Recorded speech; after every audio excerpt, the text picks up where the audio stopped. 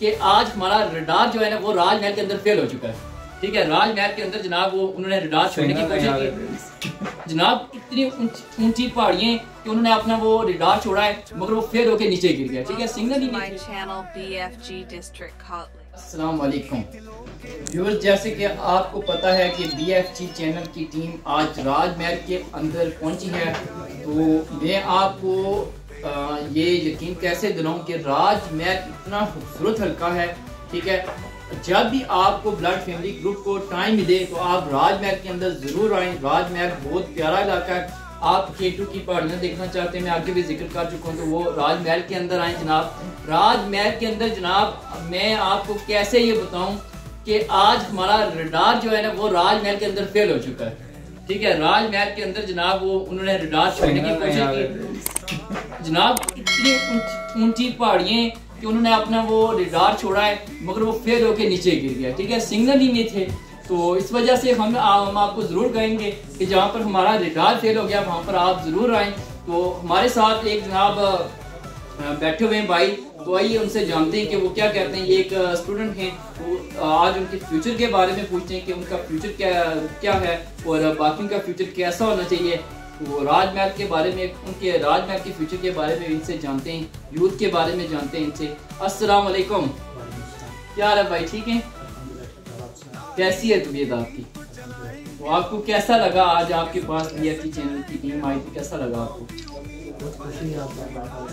अच्छा, आपने हमें अपना ठीक है, बहुत मेहरबानी आपकी, बहुत बहुत शुक्रिया जी। तो सबसे ज़्यादा व्यूअर्स मुझे खुशी हुई है क्योंकि लास्ट टाइम हम जहाँ पर गए थे तो वहाँ पर भी हमें जो ना वो यूथ के लड़के मिले थे मगर बहुत कम थे। मगर राजमहल के अंदर हमारे साथ जो टीम शामिल हुई है वो बहुत कम शामिल हुई है, मगर ये है कि जितनी शामिल हुई है वो सारी यूथ के ऊपर शामिल हुई है। तो मुझे यूथ के साथ व्यूअर्स जो काम करने में मजा आता है वो किसी और के साथ नहीं आता। तो आज मैंने जो ना 3 से 4 बंदों के इंटरव्यू लिए हैं, वो यूथ के लिए, और यकीन माने कि इनके साथ इंटरव्यू करते हुए बड़ा मजा आया क्योंकि इनकी सोच, इनका विजन बहुत बड़ा है राजमहल वालों का। तो क्या नाम है भाई आपका? आपका राजमहल से चले श्याम अहमद साहब हमारे साथ है जनाब व्यूअर्स।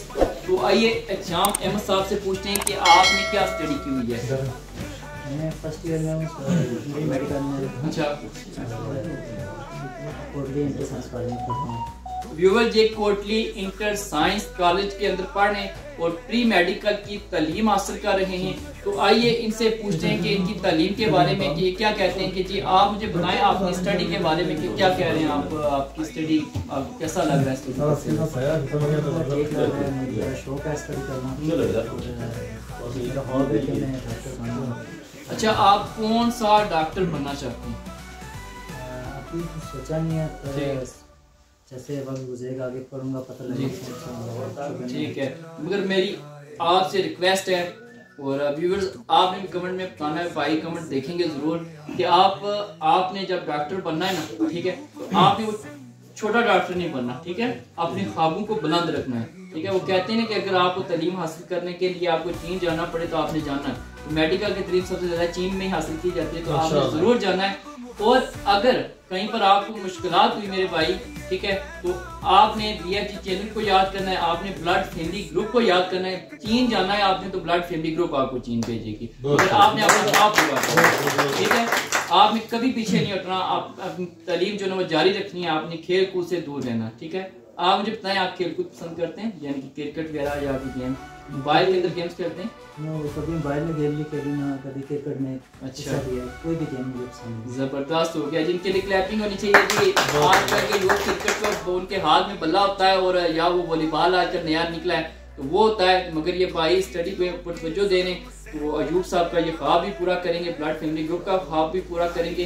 तो आपको अपना फ्यूचर ब्राइट नजर आ रहा है या ब्लैक? ब्राइट नजर आ रहा है। ब्राइट, अल्हम्दुलिल्लाह मैं करूंगा। ठीक है, तो अभी तक आपको कोई मुश्किल हुई है ब्लड यानी कि स्टडी करते हुए? अभी तक कोई मुश्किल नहीं। फैमिली सपोर्ट करती है?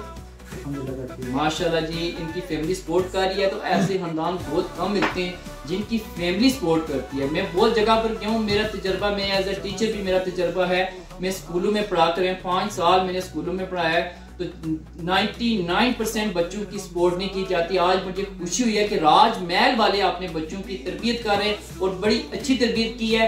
और यकीन माने कि कोई भी बच्चा आज तक ऐसा नहीं है कि उसे पहली दफा कैमरे के आगे बुलाया जाए और वो बच्चा इंटरव्यू दे ले। मगर राजमहल वालों के पास हम अचानक आए तो इनको हमने कैमरे के आगे इनके बच्चों को बुलाया, इनकी उम्रें भी कम है, मुझसे भी जो छोटे हैं वो, तो ये इंटरव्यू दे रहे हैं। तो मैं इनकी भी एज पूछता हूँ, आपकी एज क्या है?